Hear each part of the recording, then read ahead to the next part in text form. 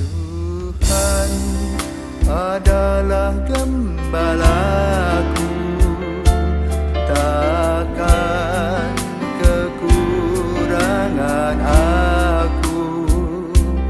Dia membaringkan aku di padang berumput hijau. Saudara-saudara yang terkasih di dalam Kristus, selamat pagi. Salam jumpa lagi dalam Sabda Siap Saji Minggu 31 Desember 2023, Pesta Keluarga Kudus Yesus, Maria, dan Yusuf. Marilah kita berdoa dalam nama Bapa dan Putra dan Roh Kudus. Amin. Yesus cahaya ilahi, pujian surga dan bumi, Engkau lahir bagai bayi dalam keluarga suci. O Maria penuh rahmat, Kau timang juru selamat, yang Kau cium dan Kau pangku dengan hati yang terharu. Santo Yusuf yang bahagia, Engkau keturunan raja, sebutan manis ayahku, Kau terima dari Yesusmu. Yesus yang patuh dan setia kepada ayah dan bunda, mulia dengan Allah Bapa dan Roh Kudus selamanya. Amin. Marilah kita berdoa.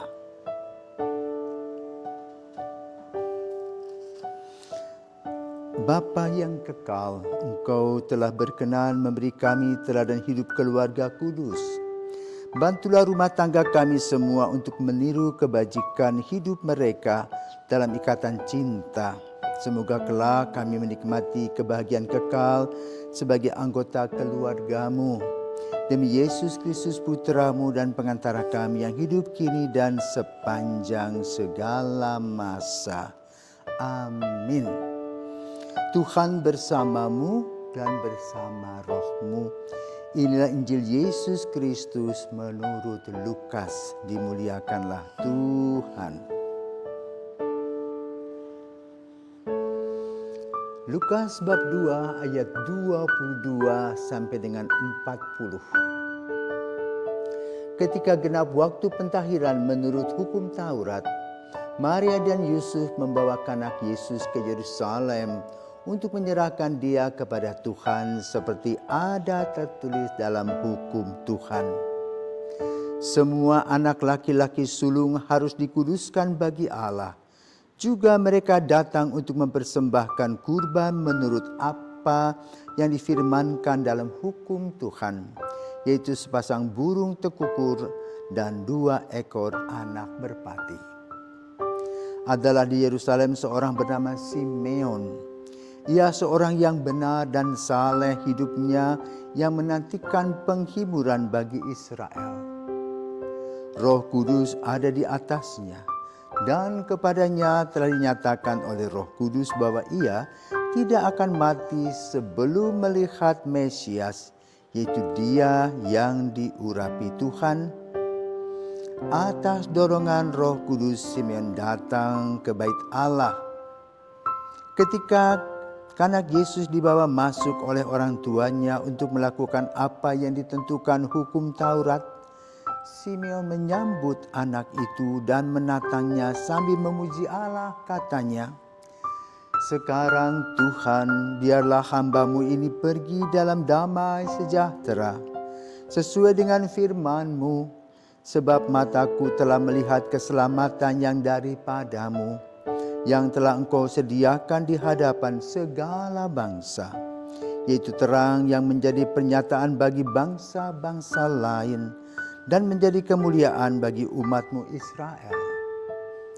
Yusuf dan Maria amat heran akan segala sesuatu yang dikatakan tentang kanak Yesus.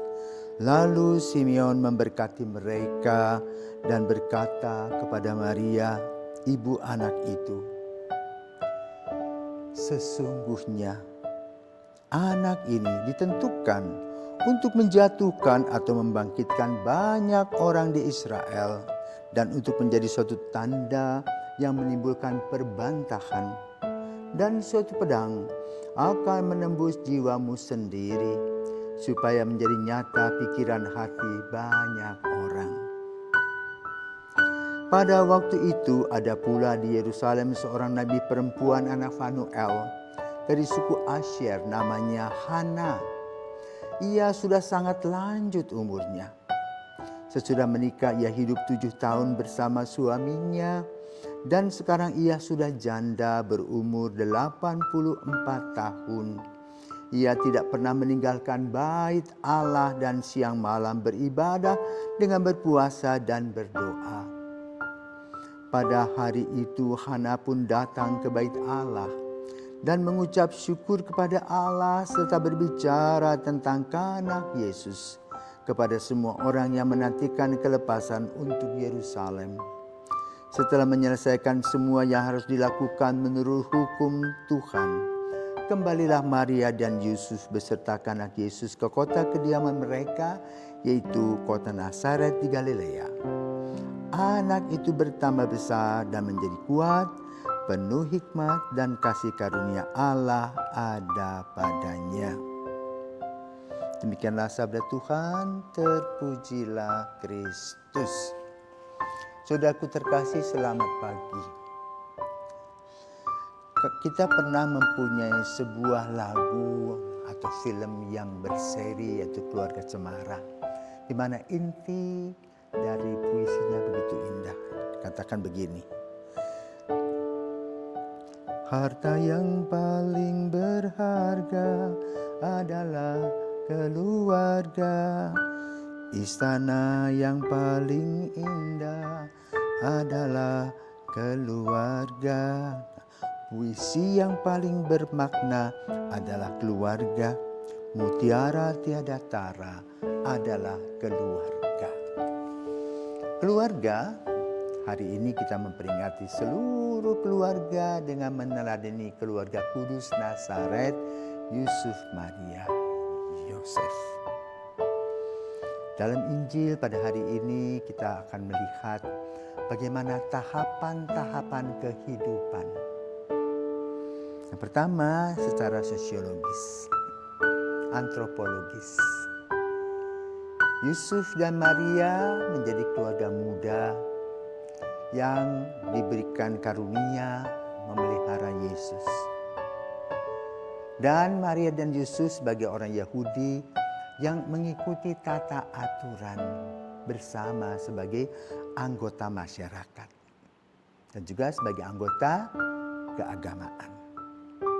Maka menurut kebiasaan 8 hari setelah kelahiran bayinya, khususnya untuk anak laki-laki sulung, maka mereka harus menghadap atau membawa putra sulungnya itu ke bait Allah.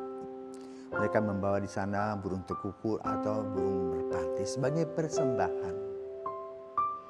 Karena di balik gambaran merpati tadi ada gambaran kesetiaan. Dengan kata lain, Yusuf dan Maria adalah orang saleh sebagai keluarga yang membawa Yesus yang bayi, yang sebagai bayi untuk mendapatkan berkat. Yang kedua, di dalam bait Allah itu terdapat perjumpaan antara keluarga muda Maria dan Yusuf dengan orang tua yang sudah berkarya cukup lama yang diwakili oleh Simeon dan Hana. Bagaimana orang tua ini bangga dan bergembira karena boleh menatang Yesus sama seperti para kakek dan nenek. Ketika mendapat kabar akan menjadi opa dan oma, menjadi kakek dan nenek, wah hatinya rasanya luar biasa sukacita. Demikian pula Simeon, walaupun dia tidak punya anak, tetapi dia menatang Yesus. Dan apa yang diungkapkan dalam keadaan itu? Dia katakan, sekarang Tuhan biarlah hamba-Mu berpulang dalam damai karena aku telah melihat keselamatanmu. Jadi boleh dikatakan dalam tradisi, anak muda, pasangan muda berjuang untuk memelihara anak-anak, sementara orang tua yang sudah memasuki masa pensiun bukan lagi bekerja tetapi lebih banyak berdoa dan berpuasa. Jaga pikiran, jaga mata, jaga mulut, jaga hati. Sehingga pada masa senja, orang tua yang sudah bersama-sama menghabiskan waktu. Yang dulu gagah, sekarang kurang gagah. Yang dulu kencang, sekarang mulai keriput. Yang dulu giginya putus, sekarang giginya mulai tanggal satu persatu.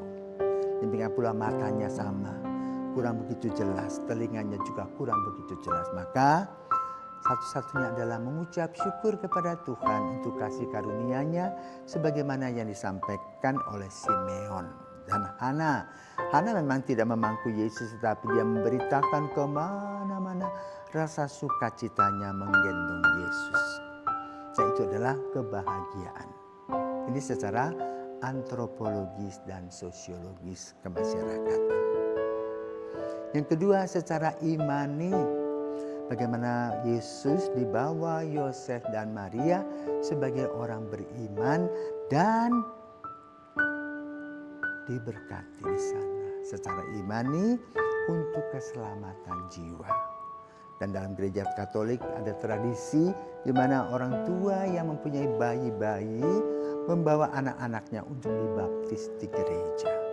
Dipersembahkan kepada Tuhan agar mereka sehat secara jasmani dan rohani. Juga secara imani, Simeon mengungkapkan imannya, kesukaannya karena dia adalah kelompok Anawim, kelompok orang yang menantikan kehadiran Yesus Sang Juru Selamat, dan dia mendapat lotre atau durian runtuh, boleh menatang Yesus. Nah, di sini kita juga secara imani berbahagia karena kita boleh menatang Yesus. Dalam tradisi gereja Katolik ada sesuatu yang paling indah dalam langkah-langkah hidup kita, yaitu Ekaristi yang dibuat oleh Yesus dalam perjamuan terakhirnya yang kita laksanakan setiap hari. Hebatnya adalah para romo, pastor dengan tangannya boleh memberkati roti, anggur yang akan menjadi tubuh dan darah Kristus yang kemudian menjadi santapan kita sebagai umat. Betapa luar biasa hadiah yang Tuhan berikan kepada kita melalui sakramen Ekaristi. Tapi tidak semua orang memahami tentang sakramen Ekaristi karena selalu sibuk dengan hal-hal yang berbau duniawi. Ekaristi hanya dilihat sebelah mata saja. Tetapi bagi orang-orang yang betul menghayati Ekaristi, mereka boleh berjalan di dalam terang Yesus. Karena menantang Yesus dimanapun dan kapanpun juga. Karena itu segala kesulitan yang ada tidak terlalu berat. Dan sukacita yang selalu hadir merupakan bagian iman seorang yang percaya. Maka mari bersama dengan keluarga kudus, sebagaimana gereja mengatakan keluarga adalah Ecclesia Domestica, gereja rumah tangga di mana Anda sebagai bapak ibu dipersilahkan mempersembahkan anak-anaknya. Kenapa kelanjutan gereja secara institusi juga memerlukan pemimpin-pemimpin yang baik yang dapat diandalkan, yang berasal dari keluarga. Kan keluarga Katolik mempunyai kewajiban mempersiapkan anak-anaknya untuk menjadi pelayan Tuhan dalam sakramen-sakramen, yaitu untuk menjadi para imam, yang mana saat ini panggilan di bagian barat itu surut, di bagian timur masih ada. Semoga Tuhan terus mencari orang-orang yang betul mau terbuka untuk menjadi seorang imam yang ingin melayani kehidupan menggereja. Tidak mudah, tetapi bila kita berani mengatakan atau bila kita betul-betul mau menjadi alat Tuhan, maka Tuhan selalu menyediakan. Semoga keluarga-keluarga kudus, keluarga-keluarga yang baik boleh mempersiapkan anak-anaknya menjadi imam, biara-biarawati yang menjadi ciri khas dan kekuatan gereja bersama dengan umat. Sehingga keluarga kudus yang pada hari ini kita peringati merupakan kekuatan. Karena keluarga-keluarga kudus begitu banyak diberikan oleh Tuhan kepada gereja Katolik. Dan semoga dengan kekudusan khususnya Maria dan Yusuf dalam Yesus membawa kita untuk senantiasa terbuka kepada Tuhan, mau berjalan bersama menuju Yesus dan bersama dengan Yesus dalam kehidupan kita dalam proses jatuh bangun. Maka mari pada hari ini kita mendoakan keluarga-keluarga kita yang sudah dengan luar biasa memelihara kita, mendampingi kita sehingga kita sampai pada hari ini duduk seperti ini. Terima kasih Tuhan untuk orang tua, terutama bagi mereka yang sudah tiada, karena kami tetap berhutang budi yang bisa dibawa mati kepada orang tua. Dan juga kepada semua penjasa, entah guru-guru, pendamping, siapa saja yang betul-betul mendampingi kami dan juga mengingatkan kami ketika kami lalai dan lupa. Semoga mereka yang telah tiada Engkau berkati. Dan semoga keluarga yang masih berjuang, orang tua yang masih berjuang, Kau berikan kekuatan dalam kelelahan, tetapi tetap setia di dalam Engkau. Keluarga Kudus Nazaret, doakanlah kami. Selamat pagi dan selamat menutup tahun 2023, di mana esok kita akan memasuki tahun yang baru, di mana kita merayakan Maria Bunda Allah Theotokos. Tuhan memberkati kita. Amin.